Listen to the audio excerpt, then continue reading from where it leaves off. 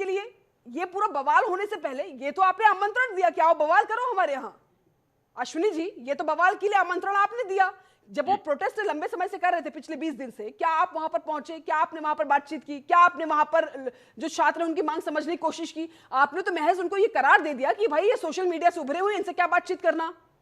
आपने तो उनको एक बिल्कुल तुच्छ चीज बता दिया। नहीं, दीक्षा जी, आप पत्रकार हैं और आपको ये पता है कि जंतर मंतर का प्रोटोकॉल क्या होता है। प्रशासन के लोगों के द्वारा शासन को, सरकार को भिजवाया जाता है। ये 4 जने बैठे हुए थे। और कैसे हम कहें कि जब आंदोलन नीट के विद्यार्थियों को लेकर हो रहा था, 20-22 बच्चे जो है काल के गाल में समा गए, उनके पिता को जगह उस मंच पर नहीं मिल रही है और नाम अल्लाह का रहेगा, सर्जिली इस्लाम का बाप बैठेगा वहां, तो हम कैसे उस आंदोलन को माने कि 10 लोग हैं आंदोलन कर रहे हैं? अरे तो कहिए कि किसी तरीके से वो बेचारे जो है आमरण अनशन कर रहे थे, उनकी पत्नी को उन्होंने कह के जो है हाईकोर्ट से मदद मांगी कि किसी तरीके से निकाल के ले चला जाए, नहीं तो ये मार डालेंगे सब तुम्हारे। और अब उन्होंने जो है देखिए किस तरीके से वहां से हाईकोर्ट के आदेश पर गए थे। हाईकोर्ट ने स्वतः संज्ञान नहीं लिया था, उनकी पत्नी गई थी कि ये जो आंदोलन कर रहे हैं ये हमको शहीद कर देंगे, तो उनको बलि का बकरा बनाना था। चलिए चर्चा को वाइंड अप करने का समय है। थे। चर्चा को वाइंड अप करने का समय है। अश्विनी जी आपका, विवेक जी आपका, दिनेश फलारी जी महाराज जी आपका और संदीप जी आपका बहुत बहुत शुक्रिया। तो सवाल यह है कि जब आज प्रदेश जो है चुनाव के मुहाने पर खड़ा है, तो आखिरकार कैसे जो दोनों मुख्य दल हैं प्रदेश के, वो एक दूसरे पर कैसे निशाने और जुबानी तीर चलाते हुए नजर आ रहे हैं, ये तो साफ नजर आ रहा है। लेकिन जनता आखिरकार किस दल के मुद्दे से खुद को कनेक्ट कर पाएगी, ये सबसे बड़ा सवाल है। इस चर्चा में फिलहाल इतना ही। बने रही जनतंत्र टीवी के साथ। नमस्कार।